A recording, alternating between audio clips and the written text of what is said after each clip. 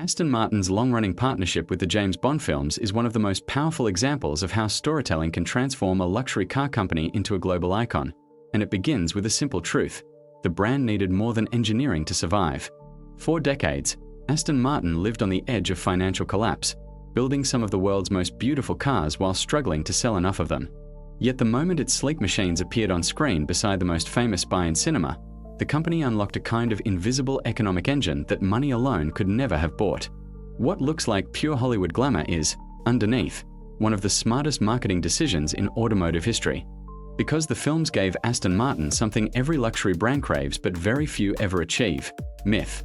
When viewers saw an Aston Martin drifting through narrow streets, outrunning villains, and surviving impossible missions, they weren't just watching a car.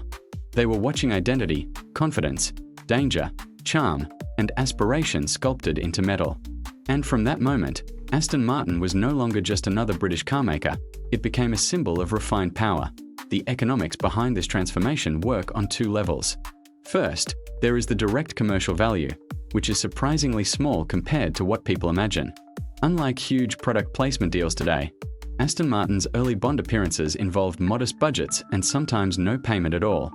In the beginning, the producers simply needed a car that matched Bond's personality, and Aston Martin needed visibility. The real money came later, not from the films paying Aston Martin, but from the films selling the idea of Aston Martin to the world. Every time Bond saved the day behind the wheel of one, the brand received millions of dollars worth of free global exposure. People who would never sit in an Aston Martin suddenly knew it. They recognized its lines, its badge, its attitude. And even if only a tiny fraction of viewers could buy one, that didn't matter. Luxury economics are not about selling millions of units. They are about selling a dream that keeps the brand alive, even through storms. Second, the films created something even more valuable: emotional pricing power. A normal car company must justify its price with horsepower, safety ratings, and reliability. But Aston Martin's price comes from something emotional: its connection to fantasy, elegance, mystery, and danger. Bond amplified these qualities in a way no traditional advertisement could ever match. When someone buys an Aston Martin, they aren't just buying leather seats or a V12 engine. They are buying a piece of Bond's world, a world where courage looks effortless and style feels natural. This emotional value allows Aston Martin to charge prices far higher than the actual cost of production. The films essentially built an invisible premium into every car, and that premium kept the company alive in years when it would have otherwise drowned in debt. Even more interesting is how the partnership shaped the brand's identity internally. Aston Martin's engineers and designers began thinking not only about performance, but about cinematic presence. The cars needed to look like they belonged in a world of tuxedos and espionage. Smooth lines, sculpted grilles, and minimalist interiors were not just aesthetic decisions.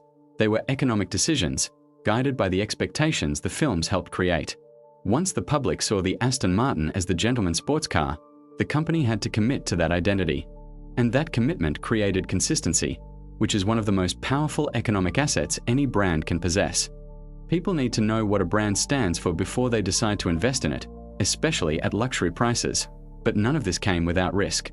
The Bond films became such a dominant part of Aston Martin's image that the brand had to constantly prove its worth beyond Hollywood.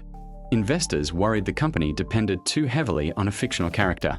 Yet even this challenge revealed the power of the partnership, because every time Aston Martin struggled financially, the world still cared.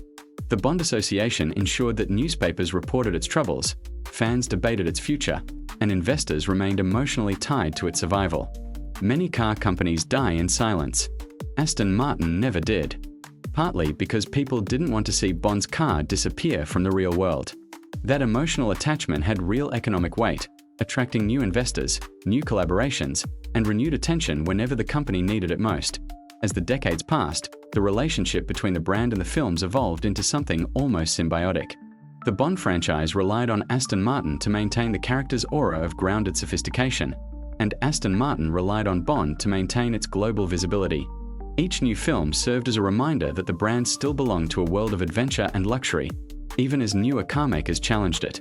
And each new Aston Martin model brought fresh excitement to Bond's legacy, showing audiences that the character's world was not frozen in time but growing alongside modern engineering.